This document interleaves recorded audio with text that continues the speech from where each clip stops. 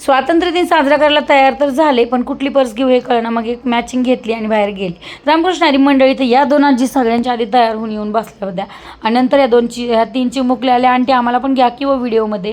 आता इथले सगळे लोक माझा व्हिडिओ बघतात बरं का. आता लाईक कोण करते कोण नाही करत मला त्याच्याशी काही देणं घेणं नाही. मी घरच्यांचा विचार करत नाही तर बाहेरच्यांचा कशाला विचार करते, बरोबर आहे का नाही सांगा. तर ह्या आजी दोन ज्या होत्या ना त्यांनी माझं इतकं भरभरून कौतुक केलं. कौतुक म्हणजे माझ्या ब्लाऊजचं केलं.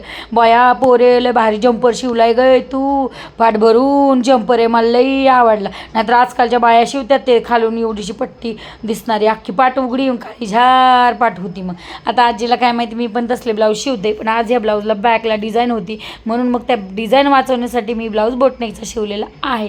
आता आजी खूप गोड आहेत, माझ्याशी खूप तोंड भरून बोलतात ह्या लाल साडीवाल्या. चला तर मग इथं महिलांनी सगळ्यांनी पूजा केली राष्ट्रध्वजाची. आणि त्यानंतर आता तुमच्याकडं कशी साजरी केली मला तर प्रचंड आवडलं बरं का. आहे मी कुठंही कार्यक्रमात घरी मी हिरवळ पोतं घालून हिंडण गाऊन, पण कुठं बाहेर जायचं असलं ना मग मी चकाचक अशी तयार वगैरे होऊन व्यवस्थित जाते.